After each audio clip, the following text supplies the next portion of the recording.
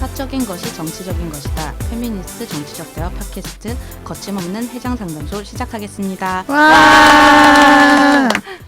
네, 안녕하세요. 갓김치입니다.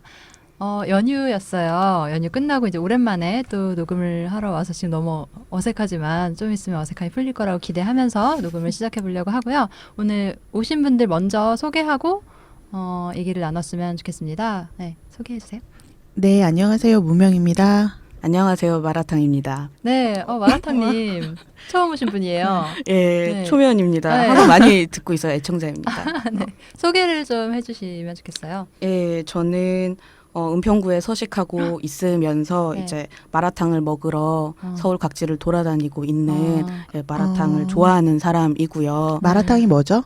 마라탕은 굉장히 맛이 있는 중국의 탕이에요. 그래서 매운탕이죠. 네, 약간 매운탕. 샤브샤브 같은 거 아닌가요? 약간 허거 같은 거 드셔보셨으면 허거랑 다른 거예요? 허거의 간편식. 예. 그러니까 다 일단은- 넣은 탕이라고 아, 생각하시면 될 것 같아요. 뭔지 알 그러니까, 것 같아요. 예. 혹시 먹어본 것 중에 가장 맛있었던 집? 맛있었던 집. 그러니까 이것도 약간 힙스터 음식이라서 아, 제가 그 정도의 국력이 안 되기 때문에 아하. 제가 또 아. 함부로 이렇게 아. 추천을 그걸 했다가 감안하고 예, 감안하고는 해화 쪽에 있는 예, 천양록이라고 하는 아. 집을 굉장히 좋아합니다. 좋은 한번 새로운 가봐야겠네요. 정보네요. 음. 저도 마라탕 좋아하거든요. 그러면 네. 마라탕 인기 있는 음식이 저한테 되게 낯선 음식인데 일단 제가 마라탕이 거리가 멀어서 스트레스 있을 때 얼얼한 매운맛으로 맵구나. 그 마라가 맵다라는 거라서 그리고 아. 원하는 재료 골라서 되게 지적이다. 데쳐서 아 지속인가요? 저렇게 말할 수 있는 거구나. 원하는 재료 거구나. 다양하게 골라서 데쳐서 먹는 거. 아, 네. 그렇군요. 그러니까 원하는 취향을 반영할 수 있는 것 같아요. 맵기도 모르고. 그러면 이제 마라탕님은 마라탕을 좋아해서 마라탕이신. 예, 이제 좀 대충 지은 이름이지만 예, 대충 이름을 지어야 오래 산다고 하니까 오래 살래. 무병장수. 예, 또 통편집 당하지 않고 예, 또 다시 해장 상담소에서 볼 수 있기를 기원하면서 이렇게 이름을 지어봤습니다. 네, 반갑습니다. 환영합니다. 네, 저희가 긴 연휴 이후 직후에 거의 녹음을 하는 건데 추석이었잖아요. 연휴 한가운데 추석 네. 뭐 어떻게 지냈는지 뭐 이런 얘기를 좀 해볼까 해요. 저는 부모님 집에 3일을 갖다 바쳤거든요. 그래서 와. 원래 저는 부모님 집에를 약간 가야 되는 집이에요. 저희가 이제 큰 아. 집이기도 하고 할머니 할아버지를 같이 살았었던 역사가 있어서 그래서 이제 갔는데 올해가 좀 특이했던 게 처음으로 차례 안 지낸 명절이었어요. 차례 패스. 왜죠? 엄마가 어떤 몸이 안 이유였죠? 좋아서. 아. 엄마 이제 뭐 허리 다리며 아픈 데가 많아서 이제 뭐 수술도 했었고 그랬거든요. 최근에. 이렇게 되니까 결국 이제 안 하는 안 거죠. 하는 게 된 거예요. 그래서 다행이긴 한데 참 되게 착잡하기도 한 거 있잖아요. 이래야만 그쵸. 이래야만 안 하는. 어. 사실 이제 처음엔 사서 할까 음식 같은 거를 뭐 그렇게 음. 얘기를 하다가 이제 그냥 하지 말자고 이제 아빠가 결정을 내려서 엄마는 이제 결정은 안도하고 음. 엄마 되게 고마워하고 아빠에게 그래도 너희 아빠가 음. 먼저 안 한다고 했으니까는 뭐 이렇게 생각하는 그런 상황이 되었고 근데 그래서 생각보다 좀 괜찮았어요 평소보다 약간 이제 영혼을 항상 이제 전 빼놓고 가거든요 서울에 영혼을 많이 빼놓고 가가지고 어쨌든 차례를 하는데 드는 노동을 좀 덜 쓰기는 하니까 내가 이제 차에 그냥 실려 다니는 거잖아요. 그냥 이제 부인하듯이 실려 다니면서 그냥 이제 헛소리하면 그러니까 아빠가 약간 헛소리 많이 하니까 헛소리하면 이제 그냥 이렇게 흘려 듣고 이러면서 이제 넘어가니까 좀 참을만했던 명절이었던 것 같아요. 그리고 이제 약간 저는 그게 굉장히 샤머니즘이잖아요. 그러니까 차례 지내고 막 절 앞에 가서 절하고 그러니까 아니 근데 저 샤머니즘 좀 믿는데 저도 좀- 그거랑 저 달라요. 완전 믿거든요. 맹신하거든요. 그거랑 차례랑 달라요. 그러니까 맹신하는데 맹신을 뭐 이렇게까지 그러니까 되게 굉장히 공들여서 맹신을 하고 그러니까 맹신 정말 믿는 것 같진 않거든요. 그러니까 묘에 가서 절을 하거나 조상들이 음식을 먹는다고 정말 진심으로 믿는 것 아닌 것 같거든요. 하던 대로 아닌 것 그냥 같은데 네, 하는 약간 관습적인 관행인 거고 거기서 가장 지켜지는 것은 아빠의 권위. 아빠 집안의 권위. 맞아요. 이거라고 생각하기 때문에 그게 약간 배알이 굴리는 면 정말 때문에 보여주기식 그게 싫었던 규범인 것 같아요. 거고 근데 예전에는 작년까지는 그런 성묘를 가거나 납골 공원에 가거나 이런 모든 의례에 대해서도 납득이 너무 안 가고 너무 짜증이 나서 그거 자체가 너무 화가 나 있는 상태였는데 올해는 약간 뭐라 해야 되지? 인류학적인 마인드. 그러니까 뭐 인간에게 의뢰란 약간 이런 식으로 생각하는 게 있잖아요. 약간 그렇게 하려고 좀 노력하면서 그래 뭐 관찰하고 이 사람들의 세대에선 중요하겠지 이런 마음으로 좀 이렇게 있으니까는 조금 참을만 했어요. 한 한나절 정도는. 한나절? 네, 그 3일 중에서 네, 그런 기간이 있더라고요. 저의 경우는. 네, 그랬습니다. 근데 진짜 노력하셨네요. 네, 그리고 네, 노력에 3일이라니. 성과가 있었어요. 그동안에는 약간 늘 뭔가 실패하는 느낌이었는데 올해 약간 새로운데? 차례를 안 지내는 그런 것도 있는 것 같아요. 새로운데라는 느낌과 그리고 항상 저는 끝까지 연휴를 채워서 집에 있지 않고 저의 일정이 있다고 얘기하고 빠져나오는 시기였는데 항상 변명을 하는 느낌이었어요. 근데 처음으로 그냥 갈게요 하고 왔어요. 그리고 그 다음날 창덕궁 갔거든요. 혼자 놀러. 엄마한테 일부러 얘기했어요. 되게 큰 변화네요. 창덕궁 진짜. 왔다고. 그러니까 용건이 있어서 항상 나오는 식의 변명이 아니라 나는 내 시간을 잘 보내기 위해서 거기보다 여기가 더 중요하니까라는 걸 이렇게 직접적으로 얘기한 첫 해였던 거예요. 그게 저한테 되게 좋았고 그게 부모님을 좀 낙담시킨 것 같기는 한데 상관없다는 생각이 들었어요. 되게 큰 변화네요. 네, 큰 성과네요. 그래서 정말. 좀 좋았어요. 네. 그랬답니다. 저의 긴 이야기는 이랬는데 여러분 내 얘기하려고 물어본 사람처럼.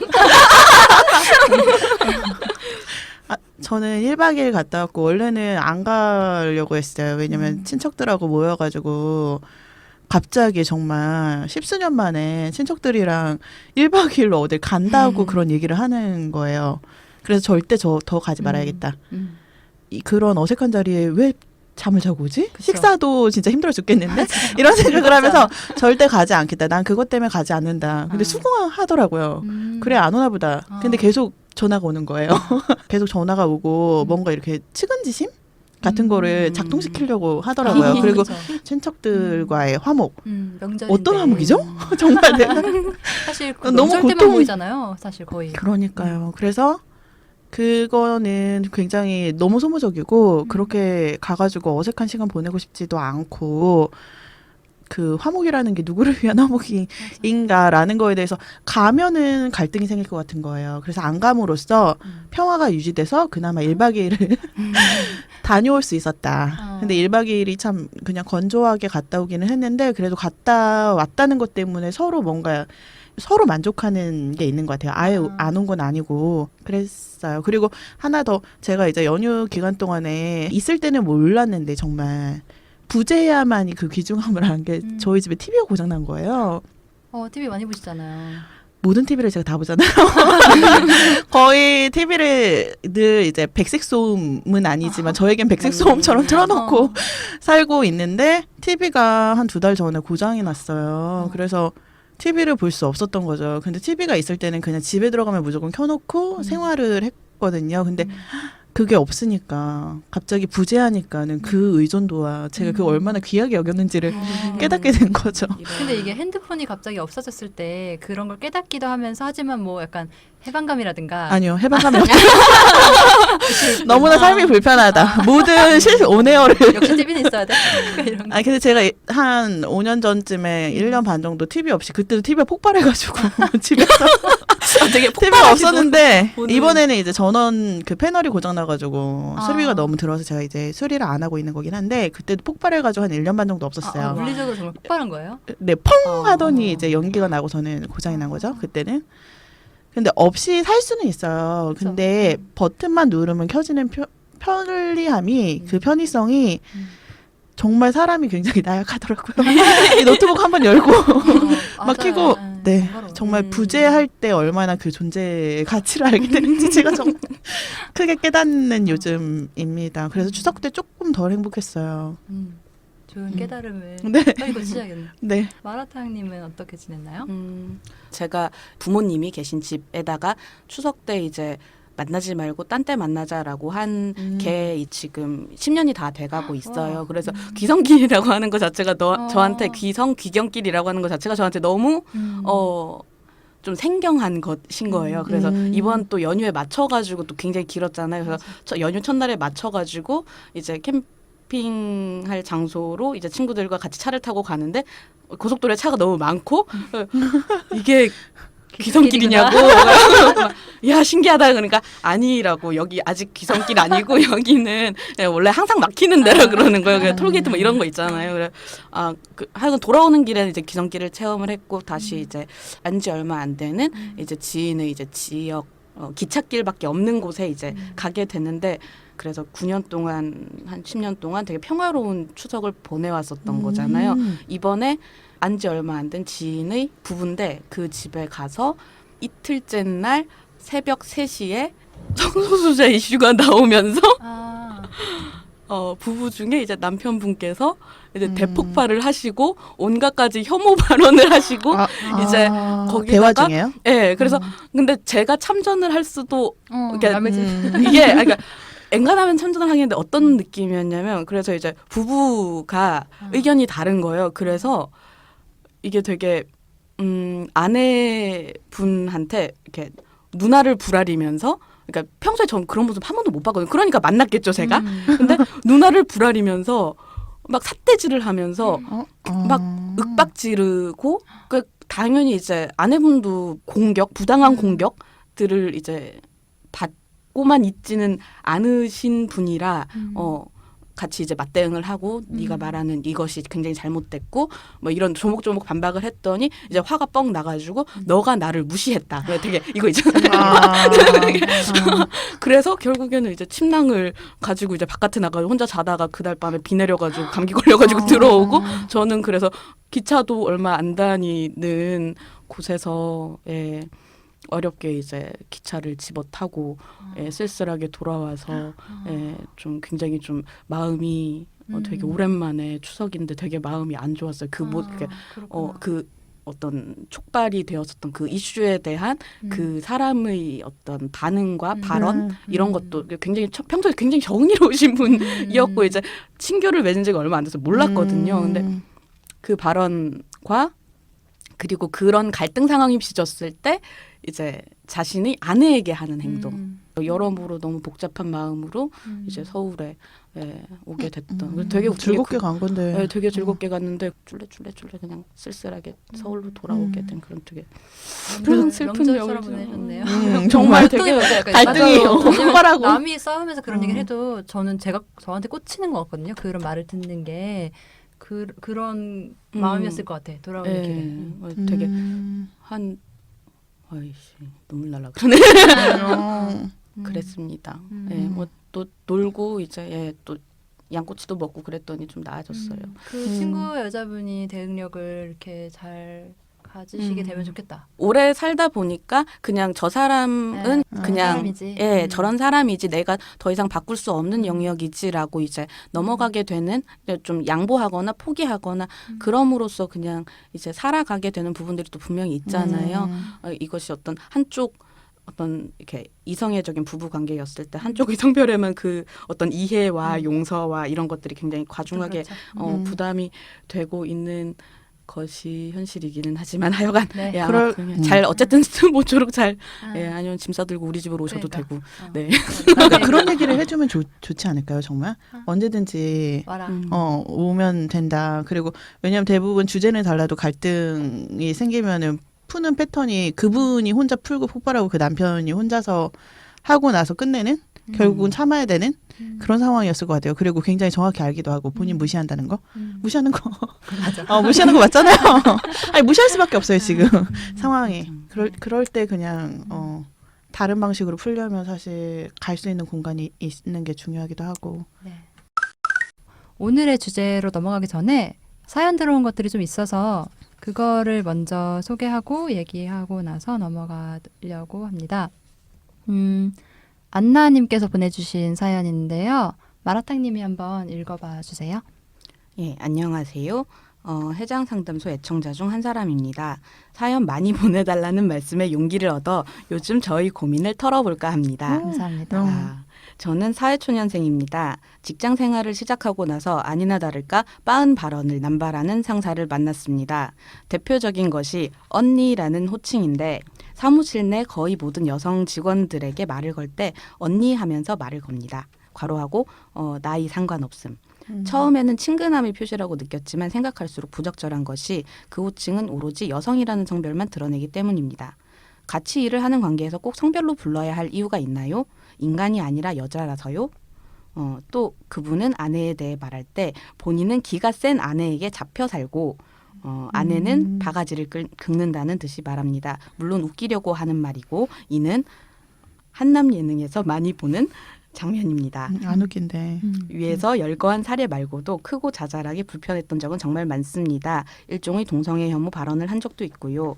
이 상사가 사무실 내에서는 소위 분위기 메이커라서 많은 직원들이 그분의 빠은 농담을 너무 잘 웃는데 제가 과연 그분께 문제 제기를 할 수 있을까요? 저는 이제 막 커리어를 시작한 입장이고 그 상사는 어느 수준 이상의 자리에 있어서 이후에 그 사람이 저희 평판이나 커리어에 어떤 영향을 미칠지 알 수 없습니다. 그런데 너무나 말을 꺼내고 싶습니다. 당신의 말은 부적절하다고, 당신의 농담은 유해하다고. 어떤 방식으로 그분이 알아들을 수 있게 말할 수 있을까요? 함께 고민해 주세요. 해장 상담소 늘 응원해요. 와. 네, 감사합니다. 좀 딴 아, 얘기인데 이분 네. 되게 건전하시죠? 이 사연 그러니까 보내주시면 그러니까 뭐라고 해야 될까? 부적절하다. 당신의 농담이 유해하다. 어떤 말인지 알겠다. 뭐랄까? 그러니까 분노도 합리적이랄까? 네네. 이성적인 언어. 근데 그래, 이렇게 말을 죽었어. 그냥 하셔도 될 것 같은데요. 근데 이제 사람 두 가지가 걱정되는 것 같아요. 어쨌든 다른 사람들은 어쨌든 뭐 일부러 그러니까 애써 그러는 것이든 막 웃으면서 하고 있는데 자기가 괜히 브레이크를 걸었을 때 나만 이상한 사람으로 다 같이 그냥 취급하게 된 상황이 될까? 아니면 또는 이 상사가 정말 실질적으로 나에게 불이익을 줄 수 있는 권리를 가지고 있다는 것 이게 고민이 될 것 같아요. 저는. 네. 아니 고민이 될것 그리고 같아. 이게 늘 만약에 이런 거 너무 불편하다.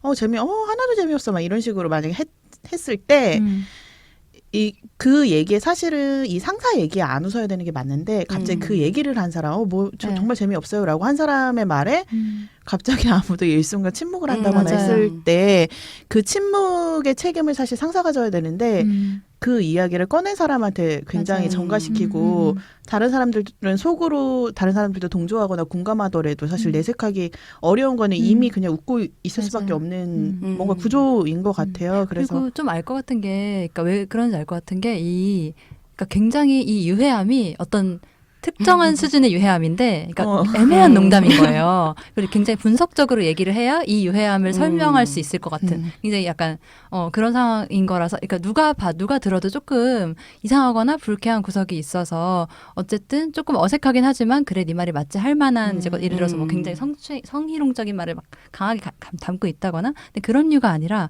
언니라고 부른다. 친하려고 언니라고 부른다. 뭐 아내에 대한 이런 얘기를 한다. 이런 정도의 수준을 교묘하게 계속 반복하는 남자 상사인 거죠. 그게 어려울 것 같아요. 그래서 이제 진지하다, 심각하다, 예민하다 라는 류의 이제 라벨을 붙이게 되잖아요. 그 문제 제기한 사람에 대해서. 그리고 마치 저 사람은 뭐 유머 감각이 없어. 라거나 농담을 별로 안 좋아해. 사실 나는 농담은 엄청 좋아하는 거고 네가 같은 농담을 할 뿐이야라고 얘기하고 싶은 거고, 그러니까 마치 난 남자를 싫어하는 게 아니라 네가 싫을 뿐이야를 못 알아듣는 것처럼 그런 굉장히 설명 단계가 너무 많을 것 같고, 페미니즘에 대한 이해 수준 종류들이 어떠냐에 따라서도 좀 다를 것 같아서 그런 어려움이 있겠다라는 것에 대한 전 되게 공감이 가긴 했어요. 아니, 이게 키포인트가 사회생활을 할 때 어떤 그 태도를 취할지에 대한 거잖아요. 그게 이 상사에 대해서 뭐라고 하고 싶긴 하죠. 그렇죠. 어떻게든 돌려가기를 하든 어떻게든 하고 싶잖아요, 사실. 네네. 아유. 저혈하고 너무 재미없고 웃어줘야 되는 노동 엄청 강도 높은 거잖아요. 웃어주거나 그냥 이렇게 외면하더라도 듣고 있어야 되는 거. 거기에 이제 맞장구 쳐주지 않더라도 그것만 해도 굉장히 큰 노동이기 때문에 한마디 정도 해줄 수 있는 이게 있으면 좋겠어요. 딱 지나면 또 생각나잖아. 이렇게 되겠으면 나쁘지 않을 것 같아요. 생각나고 막. 근데 저는 이분이 그렇게 쓰셨잖아요. 뭐 아직 그러니까 시작한 입장이고 그 사람이 나에게 어떤 영향을 미칠지 아직 약간 알 수 없고, 그러니까 저는 조금 지켜보는 단계인가라는 생각이 이 부분에서 들긴 했는데, 사실 실리를 챙기는 것도 중요하기는 하잖아요. 그리고 약간 전체적인 이 판을 파악한 다음에 내가 예측한 그 결과를 이제 좀 보면서 어느 정도까지 감수할 수 있겠다를 판단하면서 대응을 해야 되는 것 같은데 아직은 아닌가라는 생각이 이제 사연을 써주신 내용을 보면서 그런 생각이 들었고, 그리고 목표가 뭔지를 좀 분명히 해야 될 것 같아요. 그래서 내가 진짜 다 잃더라도 한 번은 개망신을 준다. 이거를 택할 수 있어요. 어떤 사람은 택할 수 있는데 그게 아니라 이 직장의 유머 관련된 문화를 장기적으로 바꿔나간다라는 플랜이면 완전 노선은 달라질 것 같거든요. 그건 정말 어떤 결정적인 순간을 기다리는 자세 이런 게 더 중요할 수도 있고 그러니까 매 순간의 대응보다는 저는 그냥 이거 보면서 생각난 거는 옆 동료 나랑 좀 가까이 있는 동료라거나 친하거나 조금 편한 동료한테 뭐야 언니라고 이런 조그만 아주 작은 얘기 공감을 아주 얻으실 네 거기부터 아주 시작하는 작은 거죠. 얘기로 맨날 언니라고 한다고 하면서 그게 되게 별로라는 거를 뉘앙스를 같이 이야기할 수 있는 사람 사실 몇 명만 있어도 맞아요. 숨통이 조금 트이거든요. 그런데 지금 신입이어서 아마 그 이야기를 누군가 하고 있을 수 있어요. 맞아요. 그 앞에서는 모를 수 있어요. 안 하는데 뒤에서 누군가 이야기하고 있을 수 있기 때문에 한번 얘기해보거나 아주 조그맣게 뭐야 언니 이렇게 하고 분위기 이상하면 다른 분한테 가서 맞아요. 혹은 이제 계속 여러 명 있을 거잖아요. 좀 찾아보는 것도 답일 것 같아요. 맞아요. 그런 것 같고 약간 그 상사가 어떤 농담했을 때 막 깔깔깔 웃는 사람 중에서 유독 약간 웃음이 공허해 보이는 사람이 있을 거예요. 맞아요. 표정이 비어있는 약간 사람. 동공이 비어 있는 사람이 있을 수 있어. 그 사람을 일단 일타 타겟으로 삼아서 한번 말을 붙여보는 게 어떨까. 이거 약간 언니라고 부르는 거 진짜 이 상사를 한번 언니라고 불러보면 어떨까라는 생각도 저는 들긴 하거든요. 네 언니 이렇게. 그러니까 서로 네. 그러니까 왜냐하면 자기한테는 그 호칭이 올 거라고 생각을 안 하잖아요. 그런 것도 한번 해볼 수 있겠다라는 생각도 들었어요. 그리고 듣고 계신 사람 중에 혹시 상사이신 분 직장이 너무 편하면 이거 뭐가 이렇게 편해서 언니라고 할까? 그러니까 편하면 생각해 보셔야 돼요. 진짜 뭐라고 스스로의 네. 지위를 생각을 해보셔야 된다라는 생각이 드네요. 정말. 오늘 얘기할 주제로 넘어가 볼게요. 연휴 전에 민우의 성폭력 상담소에서 이제 활동 결과 발표회가 있었는데 그것은 무엇이죠?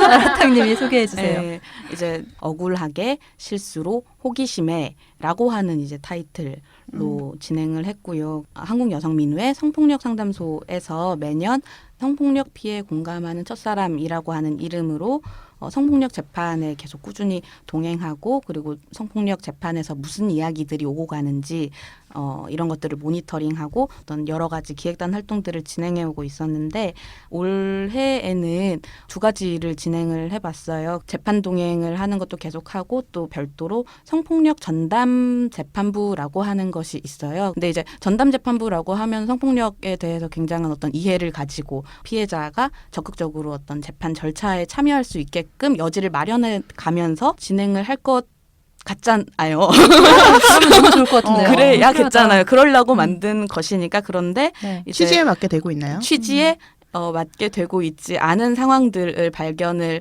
하게 되는 것이고 그래서 피해자에게 책임을 묻거나 어떤 통념들을 계속해서 강화하는 발언을 다름 아닌 판사가 하는 그런 상황들이 있었기 때문에 이제 좀 모니터링 해보고 도대체 재판부가 어떻게 운영되고 있는 것이냐 뭐 이런 것들에 대해서 같이 좀 조사해보는 활동을 했고 또 별도로 또 하나는 피고인 측 변호사의 발언들이 이제 들으면 들을수록 너무 심란한 거예요.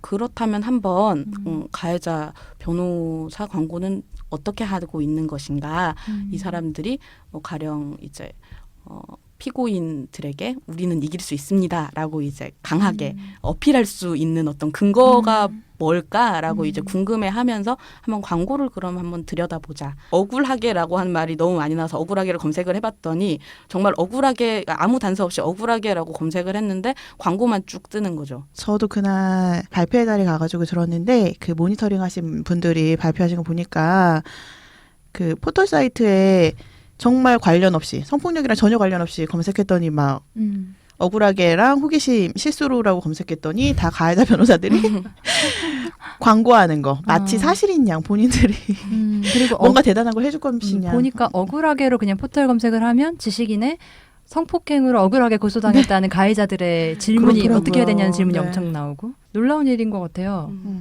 정말 억울한가 봐요.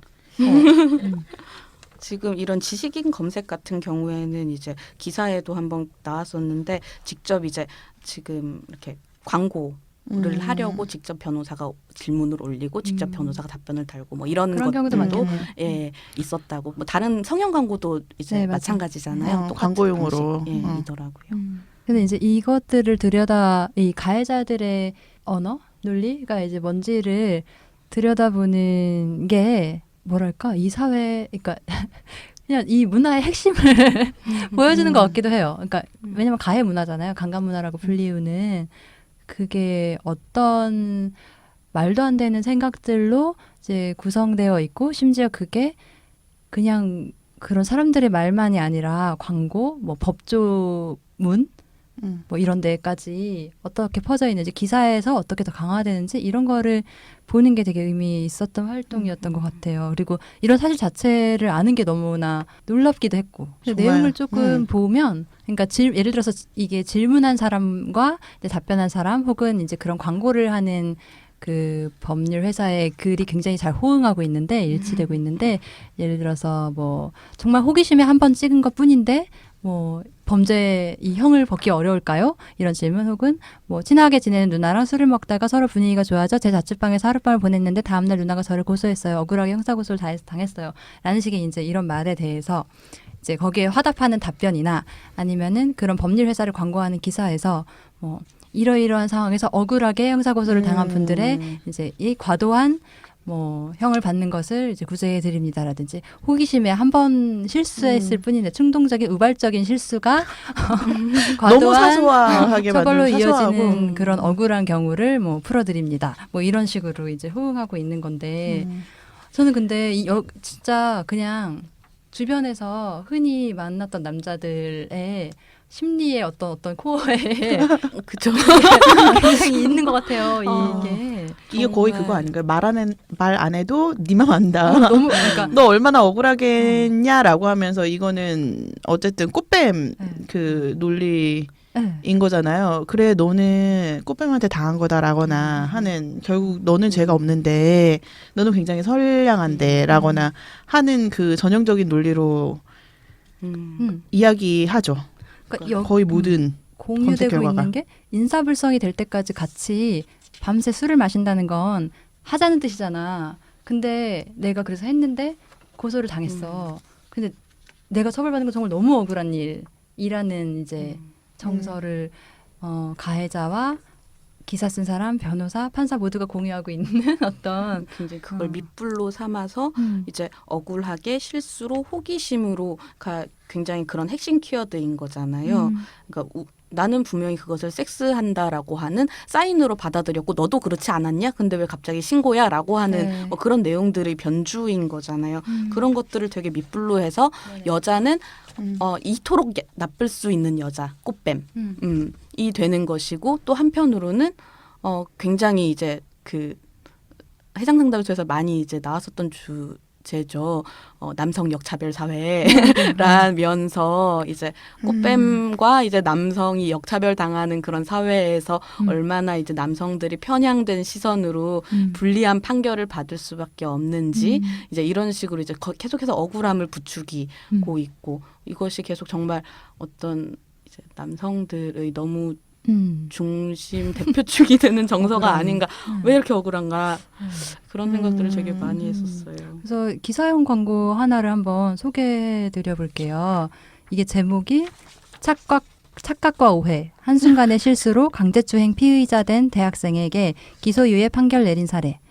기사 내용이 최근 착각과 오해로 인한 우발적 강제추행을 한 피의자 L씨가 수사 단계에서 형사 전문 변호사를 선임해 성폭력 교육 프로그램 이수 조건부 기소유예 처분을 받은 사례가 있어 눈길을 끈다. 아울러 김광삼 변호사는 자신의 감정에 휩싸여 저지른 강제추행에 대해 A씨가 깊이 반성하고 있으며 B양에게 진심을 담아 사과를 했고 B양도 피의자의 진심을 알고 고민 끝에 용서하기로 원만한 합의에 이르렀다는 사실을 알렸다. 특히 대학교 3학년에 재학 중인 A씨가 지금까지 다른 사람에게 피해를 끼친 적 없이 성실한 삶을 살아왔고 낮에는 공부를 하고 밤에는 학비와 생활비를 위해 강사로 일하고 있는 점. 학원 강사인가 봐요. 학교에서 지속적으로 장학금을 받고 있는 노력파 학생으로서 학원에서는 자상한 선생님인 점 등을 적극적으로 어필했다. 담당 변호사였던 김광삼 형사 전문 변호사는 동종 범죄 전력이 없는 A씨가 한순간의 잘못된 생각으로 우발적 범행을 저질렀으나 깊이 뉘우치고 있으며 피해자가 받았을 상처에 대해 진심으로 걱정하고 후회하고 있다는 변호를 강하게 주장. 결국 검찰에서는 기소유예 처벌을 내렸다. 네. 김광삼 그 형사 전문 변호사 안 되겠네요. 안 되겠죠. 형사 전문 왜 전문 하고 있는지 모르겠고 그리고 이거 왜 여기 기사용 광고여서 그런지 몰라도 왜 피해자는 양이죠? 비양이라고 돼 있어요. 그러니까는 그래요? 네, 가해자는 그냥 A 씨인데 양이라고. 그러게요. 쉬면 같이 쉬지. 그러니까 왜 양이라고 했죠? 기분이 정말. 나쁘네요. 그러니까 어떤 다른 범죄 행위에 대해서 착각과 오해 막 이런 식으로 표현하지 않는데 이렇게 한순간의 실수를 해서 나락에 빠질 뻔한 것을 구원한 변호 행위를 광고하고 있네요. 그러니까 여기에서도 죄가 아니라는 말은 사실 없는 거예요. 죄는 그쵸. 죄인데 범죄는 범죄인데 그게 그냥 한순간의 우발적인 감정에 휩싸인 거였다. 근데 그게 그러니까 실수라고 강조하는 거잖아요. 실수로 한 거고 평소에는 사실 성실한 거 뭔 상관이죠? 맞아요. 성실하든 말든. 그러니까 이거는 착각, 오해, 충동적, 우발적 이 카테고리인 거고 또 하나의 카테고리는 이제 억울 카테고리. 억울이 더 강조되는 카테고리인 건데 꽃뱀에 대한 얘기. 그러니까 실제로 그쵸. 그러니까 뭐 제목이 억울한 성범죄 형사 전문 변호사와 초기 대응이 중요. 정말 성형 광고처럼 이렇게 하는 거. 실제로 많이 발생하고 있는 성범죄 사건의 경우에는 여성들의 오해와 착각은 물론 합의금을 노리고 의도적으로 접근하는 꽃뱀으로 인해 억울하게 성범죄 혐의를 받고 있는 분들이 많다. 뭐 대부분의 꽃뱀은 계획적으로 접근하기 때문에 혼자서 해결하기에는 쉽지 않은 것이 현실이다. 뭐 이런 식으로 완전히 이거는 허위 과장 광고잖아요. 이거는 아무리 생각해도 아니 그러면서 겁도 줘요. 이거 선고받은 형량에 따라서 10년에서 최고 30년까지 신상정보 등록되니까 나를 찾아와라. 그렇죠. 이제 큰일 날 수 있다. 너 인생 망한다. 막 위협도 하는 거죠. 겁먹게 하는 해서 것이고. 이제 나를 불이익을 안 당하려면 나에게 와라. 초기 대응이 중요하니까. 라고 하면서 진짜 이렇게 막 10년에서 30년까지 신상정보 등록된다부터 시작해서 뭐 전자발찌를 차게 된다 뭐 이런 것들을 굉장히 변호사들이 많이 이제 인용을 하고 있지만 사실 우리가 현실에서 얼마나 이제 그 적정한 양형을 받아서 처벌받는 사례들을 과연 얼마나 보고 있는가라고 하는 부분은 꼭 한번 생각을 해봐야겠다라는 생각이 들어요. 맞아요. 아니 그리고 늘 변호사들이 같은 전략 쓰는 게 사건의 그 핵심이 아니잖아요. 논지 벗어나가지고 피해자도 흠집내기, 피해자 흠집내기 하고 가해자 성실하거나 굉장히 촉망받는 미래 같은 거 강조하고 결국은 죄는 있는 건데 흐리기? 그 죄에 대해서 이야기해서 하지 않는 거? 사실 사건에 대해서는 이야기하지 않는 그 앞에 뭔가 오해하게 하는 뭔가가 있었다라는 둥 그런 거를 정말 많이 하는 게 그 발표회 때 나왔던 생활 속 법률 톡톡 꽃뱀에 대처하는 방법. 아 진짜 웃겨요. 꽃뱀에 대처하는 방법인데 꽃뱀 아니에요. 보면은 뭐라고 나와 있냐면 야한 옷차림과 표정으로 남자들의 시선을 사로잡는다. 무슨 상관이죠? 일단 만남이 성사되면 함께 술을 마시고 술에 취한 척하면서 허점을 드러낸다. 아니 술에 취했으면 그냥 두면 돼. 잖아요. 그런데 술에 취한 척 한 다음에 남자를 유혹해 성관계를 맺고 다음날 중간간죄로 고소를 한다는 거예요. 남자들은 처음에는 여자가 술에 만취되어 인사불성이니 일단 인근 모텔에라도 데려가 자게 해주려고 하였다가 일단 모텔에 들어가면 성욕이 발동하여 성관계를 맺기가 십상이다. 십상이야? 아니 집에 데려다 줘야지 왜 인근 모텔로 데려가냐. 아니 그것도 그렇고 이거는 그냥 중간간이에요. 그렇죠. 만취돼서 인사불성인데 네. 성관계를 맺기가 십상이라니 성폭력이죠. 네. 이게 그렇죠. 정말 근데 이게 정말 이렇게 생각하게끔 하잖아요. 이런 게 계속 퍼지고 이런 그러니까요. 걸 익히게 한다는 것은 너무 문제인 거고, 그러니까 여자의 몸은 만지고 싶은 게 당연하고 만지고 싶으면 충동적으로 만지는 것이 있을 수 있는 일이라는 그런 네. 이제 전반적인 인식이. 아니 그리고 인사불성이면은 의사 확인 안 되는 상황이거든요. 네. 명백하게 본인도 알고 있고 그런데 이제 성폭력 한 거죠. 그랬는데 이제 억울하다고 하면서 갑자기 진짜 없는 꽃뱀 막 찾는 거잖아요. 이거 정말 사실은 이런 것까지도 생각을 하는 거라고 저는 생각이 되는데 이제 여자가 합의금을 목적으로 술에 만취한 척까지 해가지고 길바닥에 늘어져 있는 상황까지도 사실 이런 사람들은 생각을 하고 있는 거잖아요. 얼마나 이제 여자가 합의금을 위해서라면은 무엇이든 할 수 있는 존재인 것으로 사실 계속해서 그려지고 아니 그리고 있고. 정신이 있는데 척을 하는 거라고 쳐도 척이면 어쨌든 본인이 얘기를 걸거나 해도 의사 확인이 안 되는 건 거잖아요. 이거는 가해자한테 정말 질문해야 되는 거죠. 의사 확인했는지, 의사 뭔가 그거에 동의한 게 맞는지. 근데 피해자한테 사실 질문하기 때문에 피해자가 척을 했다는 둥, 실제로는 의식이 있었다는 둥 이런 얘기 정말 많이 하는 거고. 그 이전에 성난 남자였나요? 예전에 어떤 찐망님이 카페가 얘기해 있었죠. 주셨던 찐망님이 말씀하셨던 그런 카페가 이거 하나만 있는 건 아니더라고요. 그러니까 그 커뮤니티에서 계속해서 본인들이 억울함에 대해의 맥락, 굉장히 가해자 시선의 어떤 맥락에 대해서 계속해서 설명하고, 그리고 또 그 한편에서는 이제 계속해서 자문 변호사가 계속해서 이제 자문을 공급해주는 약간 그런 상황들을 보면서 굉장히 지금 여기에 널려 있는 이 광고 내용들이 계속해서 어떤 밑불이 되어주는, 그러니까 이 억울함의 정서가 도저히 이제 뭔가 뉘우치거나 어떤 피해자의 시각에서는 입장에선 이러하였겠구나라고 하는 어떤 공감을 이렇게 공감으로 시선을 돌리기보다는 네. 계속해서 난 정말 억울해, 진짜 나 진심으로 억울해 라고 하는 계속 상황들을 만들어내고 있는 거 아닌가라는 네. 생각이 좀 많이 들었어요. 맞아요. 사실 그리고 꽃뱀을 되게 무서워하잖아요. 꽃뱀 되게 무서워하는데 네. 어젯밤에 너무 잠이 안 와가지고 심심해서 계산을 좀 해봤어요. 2016년도에 2016년도 성폭력 그 실태조사, 그러니까 다 항상 비슷비슷하잖아요. 수치는 이제 전체 성폭력 피해자 중에서 이제 사이버 수사대나 112에 신고한 사람의 숫자가 그러니까 퍼센트가 1.9%라고 하고 이제 불기소율, 그러니까 신고를 해도 이제 불기소되는 것이 이제 한 41%라고 할 때 네. 그렇다고 하면은 이 모든 단계를 거치고 법원에 가서 재판을 받을 수 있는 피해자는 1000명 중에 7, 8명밖에 안 된다라고 정말 단순 계산으로 때려봐도 그런 이야기인데 꽃뱀은 어떤 돈을 노리고 하는 어떤 영리 추구 행위라고 한다면 이건 너무 리스크가 큰 사업인 건 거예요. 근데 이것이 굉장히 가능하고 어떤 여성들은 본인의 몸을 자원으로 활용해서 이런 짓을 할 수 있는 어떤 그런 되게 잠재적인 존재로서 이야기를 하는 것이 굉장히 보면서 되게 짜증나고 답답하고 그런. 어디다 호소해야 제일 잘 먹히는지를 아는 것 같아요. 그래서 이제 억울함이라는 거를 붙드는 것 같은데, 그러니까 아까 얘기했던 그 인사불성이 돼서 같이 모텔에 갔다는 것은 섹스를 하자는 것이다라고 할 것 같거든요. 많은 사람들이. 그러니까 그리고 예전에는 너무나 그랬었고 여자를 만지는 게 큰 죄는 아니었고 누구네 집 와이프만 아니면 괜찮은 상황이었던 정말 긴 세월이 있는 거잖아요. 저는 약간 억울할 것 같아요. 인정해준다는 게 아니라 억울하겠지. 그러니까 예를 들어서 내 마누라 내가 때린다는데 뭐 야라고 생각했었던 어떤 과거의 남자들 혹은 아기가 예뻐서 꼬추를 만졌을 뿐인데 라고 이제 미국에서 끌려가면서 할 만한 어떤 다른 문화권의 사람들, 그러니까 이런 사람들이 느끼는 억울함이랑 저는 되게 비슷한 것 같고, 왜냐면 예전에는 여자가 인간 취급도 안 되었었어요. 그러니까 이게 결국 이제 여자도 인간이다라는 류의 싸움일 수밖에 없는 것이,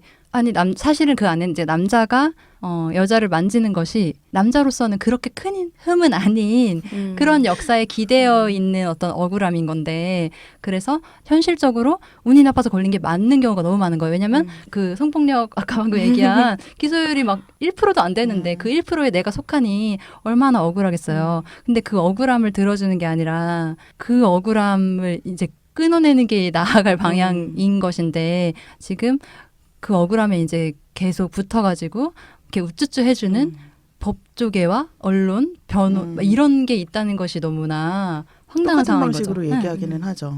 그 판결 유지 같은 거 쓸 때 재판부에서도 그런 가해자 말 그대로 이제 적거나 하는 경우도 있고, 언론에서도 가해자가 이러이러해서 했다라는, 나는 억울하다라고 하면 억울해서 이렇게 했다라거나 호기심에서 했다라는 거 그대로 그 가해자가 한 언어 그대로 가서 쓰죠. 왜냐하면 본인이 공감하니까라는 고백이에요. 네, 그런 것 같아요. 진짜로 기자의 감정이 파는 고백, 거예요. 재판부의 고백 같은 게 이제 문서화돼가지고 막 나오는 거죠. 보도가 되고 하는 순간 호기심에 거고. 만졌을 뿐인데, 그러니까 너무 자기 같아도 그럴 것 같으니까 너무나 공감해가지고 너무 공감은 공감해서. 그러니까 왜 공감력이 너무 뛰어나요. 가해자에게만. 네. 그리고 피해자는 공감 못하고.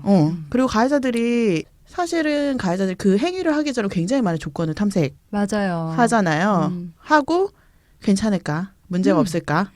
그 상대가 뭔가 대응하지 않겠지라거나 네. 여러 가지 조건을 탐색하는 거기 때문에 감정적으로 하는 행동이 아니라는 걸 알고 있기 때문에 이런 감정을 대변하는 단어들을 앞세워가지고 뭔가 홍보를 한다거나 기사를 쓴다거나 하는 거는 절대 해주지 말아야 되고 하면 안 되죠.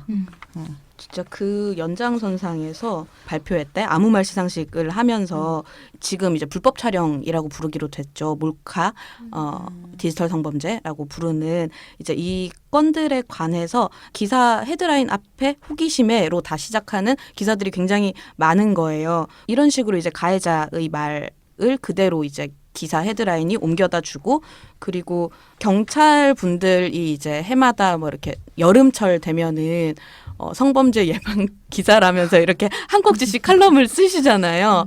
근데 단순 호기심과 충동적인 행위치고는 너무 중대한 대가를 치러야 된다라고 하는 구절이 이거를 한번 검색해 보셔도 재밌을 것 같아요. 게 복붙이돼서 좀 돌아다니는 것 같더라고요. 경찰청 블로그에 이제 게재되어 있기도 하고 경찰분들께서 되게 애용하시는 구절인 것 같은데 이제 어떤 이런 불법 촬영에 대해서 무엇이 잘못되었다라고 이야기를 하는 그러니까 이 행위는 이러저러해서 잘못이다라고 하는 것을 이야기하시기가 되게 좀 힘드신가 봐요. 아니, 근데 모르면은 그냥 촬영하면 안 됩니다. 범죄입니다. 이렇게라도 해도 되는데 그러니까 아니 경찰이 예를 들어서 단순 호기심에 그렇게 했다라고 하면서 그게 중범죄라고 하면 앞뒤가 안 맞는 그러니까 이거는 걸리지 말라라는 말이잖아요. 이야기인 네. 건지 그러니까 그렇죠. 그래서 좀 내년에는 이런 기사들을 되게 안 봤으면 진짜 이런 네. 기사들이 안 보였으면 좋겠다 이런 생각이 되게 많이 들었어요. 행사 제가 그때 접수돼 있어가지고 막 그쵸, 자세히 맞다. 다는 못 봤는데 중간중간 들었던 거 좀 인상적이었던 게 가해자 피고인의 아버지가 경찰이어서 경찰을 너무 선망한 나머지 아 맞아요. 진술을 그런 초기 진술을 잘 말이 있었죠. 못했다. 정말. 라고 얘기하는 게 있었잖아요. 예. 그래서 되게 사정을 정말 너무 봐주는 게 너무 많고 특히 이제 학생이거나 뭔가 시험을 준비하고 있거나 아버지가 경찰이거나 뭐 이런 류의 것들로 호소하려고 하는 게 있다는 게 되게 신기했어요. 되게 신기하죠. 네. 그러니까 뭐라 그래야 되지? 선처를 이제 호소하는 그냥 일반적인 어떤 한 유형인 것 같기는 하거든요. 그러니까 좀 봐주세요라고 하는 어떤 한 유형인 것 같기는 한데 도저히 이해가 안 되는 거잖아요. 너희 아빠가 경찰이어서 너가 너무 선망이 있고 떨려가지고 경찰 진술을 제대로 못해서 여기까지 온 거란 말이야? 라는 생각도 들고 너희 할아버지가 무공훈장 받은 게 네가 지금 여기 와 있는 거랑 무슨 상관이 있다는 거지? 뭐 너가 순박한 어떤 청년인데 도시에 와서 도시의 불빛에 이끌려서 범행을 했다는 거야? 맞아 그거 있었는데 되게 정말 되게 창의적이잖아요. 근데 한편으로 그런 생각 들긴 하네요. 지금 생각해 보니까 진짜 없었나 봐. 네. 할 그러니까 게- 형을 할 낮춰달라고 게 할 만한 게 없어서. 진짜 네. 너무 없으니까 오죽했으면은 순박한 길을 긁어서 청년이 아빠 도시의 경찰이고 불빛에 막. 네, 그럴 그런 수도 말들을 있구나. 쓰는 건데 정현선 변호사님도 그 말씀을 하셨어요. 이런 이야기가 나오는 거는 진짜 할 말이 없을 때 좀 가해자들도 좀 할 말이 없을 때 좀 하는 거라서 사실 좀 그렇게 걱정하지 않아도 될 수도 있다라고 이제 말씀을 하시기도 하셨는데 근데 사실 이제 이것이 현실 세계에서는 굉장한 위력을 발휘하는 거잖아요. 그러니까 요 정도 일 가지고 얘 인생을 그렇게 망쳐놓을 일이 있냐, 얘 얼굴에다가 먹칠을 할 일이 있냐, 봐줘라라고 하면서 뭐 정말 그 피해자의 부모를 찾아간다거나 지인들을 찾아간다거나 피해자를 직접 찾아간다던가라고 하는 식으로 계속해서 합의를 유도한다거나 용서를 강요하는 이런 것들이 되게 잘 이루어지고 그리고 사실 피해자도 또 많은 경우 내가 이 문제 제기를 했을 때 가해자가 어떻게 될까를 염려하기도 하잖아요. 왜냐면 그런 위협을 많이 받으니까. 굉장히 대조적인 풍경인 거죠. 그러니까는 정말 전환돼야 되는 게 이 문제 누가 일으켰는지는 없어지고 막 피해자가 문제 제기해가지고 이사단이 난 것처럼 네. 이사단 가해자가 냈는데 그런 얘기 너무 많이 해요. 기본적으로 성폭력이 그러니까 요 정도 일이라는 인식을 어. 이제 피해자도 그렇고 모두가 이제 그 거기에 이제 젖어 있었으니까. 근데 사실 법은 있잖아요. 그러니까 그리고 형량이 꽤 있잖아요. 막 되게 낮게 책정되어 있는 건 아니잖아요. 근데 일종의 문화지체 현상 같이, 그러니까 어떤 언어의 합리성의 세계에서는 이미 합의됐는데 그게 안 따라오고 있는 것에 있어서 문화지체에 맞춰줄 필요는 없는 거잖아요. 그렇게 그죠. 끌어올려야 되는 부분이 있는 거고 우리가 사회적으로 합의한 그 수준에 맞춰서 끌어올려야 되고, 왜냐하면 실제로 피해가 일어나고 있으니까. 그리고 그거에 그 호응해주는 것은 계속해서 그걸 더 강화할 뿐이니까 사실 가장 좋은 해결책은 가해를 안 하는 것이라는 모두가 그걸 그냥 동의를 하고 가해를 안 하도록 하는데 초점을 맞추는 게 맞을 것 같다는 생각이 들고, 그 어쨌든 앞으로는 그러니까 이런 이제 조사 결과를 가지고 뭔가 변화를 요구하기도 하고 그런 활동도 앞으로 해나가겠잖아요, 상담소에서. 그러니까 좀 많이 변했으면 좋겠고, 언론사들도 저는 이런 류의 광고성 기사 거의 범죄에 너무 가까운 많이 기사 싫어져요. 네. 안 해야 될 것 같아요. 유죄도 무죄 음. 만들어줄 것처럼 무슨 네, 이미 재판 결과 끝난 것처럼 네. 변호사가 이렇게 말하면 사실은 그 변호사 믿으면 안 되거든요. 좀 그만 보고 음. 싶고 그만 보고 싶어하는 사람 생각보다 진짜 많고 네, 자기들끼리 너무 부둥부둥하는 것 같은데 좀 그만했으면 좋겠다라는 생각이 많이 듭니다. 네. 아 그리고 제가 음. 그 왜 정희진 선생님 책 읽으면서 정희진 선생님이 그 성폭력 가해자는 올바른 행동이 아니라는 것을 알지만, 본인이 한 행동이 올바르지 않다라는 걸 알지만 사회가 자기 편이라는 것도 안다는 거예요. 맞아요. 이 말이 너무 맞는 정말 말이에요. 네. 그렇기 때문에 사실은 그거를 우리 더 이상 이제 받아주지 않는 게 굉장히 중요하잖아요. 나만 쓰레기야? 약간 이거잖아. 나 쓰레기 맞는데 이런 거잖아요. 너만이야. 너무 이제는 쓰레기거든. 너만이었어. 이거를 좀 할 때이다라는 거. 그리고 사실은 문제가 되지 않을 거라는 거에 대한 믿음, 그러니까 조건 탐색 중에 이게 문제가 되지 않을 거다. 우리 조직에서는, 법정에서는, 이게 우리 학교에서는 그런 믿음을 가해자는 갖고 있는 거죠. 자기 행동이 잘못됐다라는 걸 알지만, 그러니까 더 이상 그게 잘못된 거라는 거를 배신이 강하게 필요하네요. 그 믿음을 배신해야 강하게 돼요. 알려줘야죠. 잘못 믿고 네. 있다는 것을. 오늘의 해장픽 추천하고 싶은 것들을 각자 좀 있을까요? 있으세요? 저는 예. 내 얘기하려고 그래요. 저는 이게 방송 오기 전에 찾아보니까 한 다음 주까지도 인디스페이스에서 계속 개봉 걸려 있더라고요. 상영이. 그 댐포걸즈라는 다큐멘터리가 네. 있어요. 보고 싶더라고요. 네, 저는 다큐멘터리 보는 소모임을 해가지고 그 회원들이랑 같이 가서 봤었는데, 이게 거제에 있는 상업고등학교 10대 여성들이 춤추는 얘기예요. 댄스 스포츠 하는 얘기인데, 그 나이의 비서울권 청소년 여자를 그려낸 어떤 이 신선한 방식을 감각할 필요가 있다. 약간 저는 조금 놀랐어요. 그러니까 저한테는 되게 익숙한 모습이에요. 왜냐면은 어렸을 때 그 커뮤니티를 지냈으니까. 근데 재현된 걸 본 적이 너무 없는 것 같은 거예요. 예를 들어서 뭐 여고괴담이나 이런 식의 잘 만든 영화, 10대를 다룬 영화에서도 사실 그게 굉장히 리얼하지 않는 모습이잖아요. 근데 좀 이거 약간 새로운데? 라는 느낌을 많이 받았고, 재미가 있고, 그리고 중간에 약간 그런 게 있어요. 이 선생님, 남자 선생님인데, 선생님이 이제 춤 가르쳐주고 이런 선생님인데, 뭐 이렇게 옷을 쭉 빼입고 애들 앞에 딱 이렇게 나오는 장면이 있어요. 근데 그 중에 한 명이 다 컸네, 장가가자 이렇게 하거든요. 근데 이런 류의 되게 힘 있는 모습들 있잖아요. 그게 너무 사랑스럽고, 그냥 이런 거는 걸려 있을 때 많이 가서 보면 서로 힘되는 거니까 좋지 않나라는 생각에 추천을 합니다. 되게 유쾌할 것 같더라고요. 예고편만 봐도. 근데 되게 눈물 나요. 그럴 것 같아서 내용이 괜히 예. 왠지 괜히 눈물 나요. 그래요. 그랬군요. 혹시 없는 거 아니야? 저는 제가 추석 때 읽은 책인데 9월에 이제 그 김혜진 작가가 신작이 나왔어요. 그 민음사의 오늘의 젊은 작가 시리즈? 정확하지 않은데 아무튼 그 젊은 작가 시리즈인데 그거에 딸에 대하여라는 소설, 장편 소설이 나와서 그거를 이제 추석 연휴 기간에 읽었는데 굉장히 읽는 내내 조금 힘들긴 하더라고요. 그게 이제 요양보호사로 일하고 있는 엄마의 시선으로 그 딸의 관계, 딸의 연인이 이제 집으로 들어와서 살게 되면서 이제 겪게 되는 그런 이야기가 담겨 있는데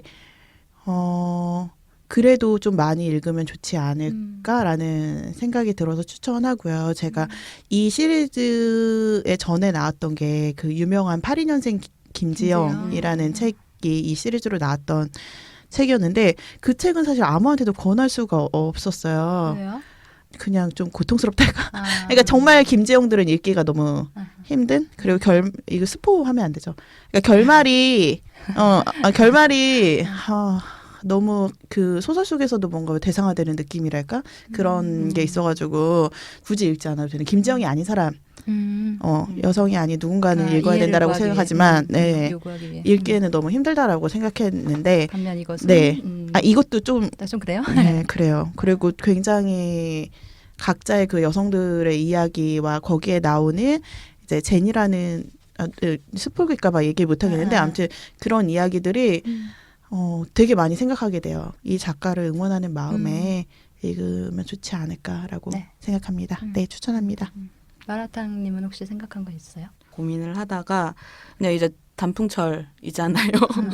아웃도어 그래서 뭐 이렇게 어디 뭐 으쌰으쌰 막 가야 되는 것은 아니고 이제 강원도 홍천에 가시면은 10월 한 달간 이제 여는 은행나무 숲이 있어요. 그래서 이제 그때만 열어요? 예, 그 10월 한철에 사방천지가 이제 노란 은행나무 숲이 있어서 산책 정도는 좋을 것 괜찮다라고 하신다면은 네. 한번 가보시는 것이 어떨까라며 되게 강렬한 기억으로 남을 것 같아요. 그쵸. 그 풍광도 막 은행나무 되게 많으면 너무 예쁘잖아요. 흩날리고 이럴 때. 근데 향기도 은행이 떨어지거나 그러나요? 은행은 그냥 자연스럽게 떨어지는 거 아닌가요? 아 그런 거예요? 그렇게 그게 요즘- 냄새가 나지는 그래요? 숲나무들이 있다라고 너무 좋네요. 이제 그러면 하는 네. 곳인데요. 너무 좋을 것 보고 같아요. 싶으시다면 은행나무 많은 가보시면 가을에 좋은 추천입니다. 네. 저희는 쉬고 와서 다시 이야기를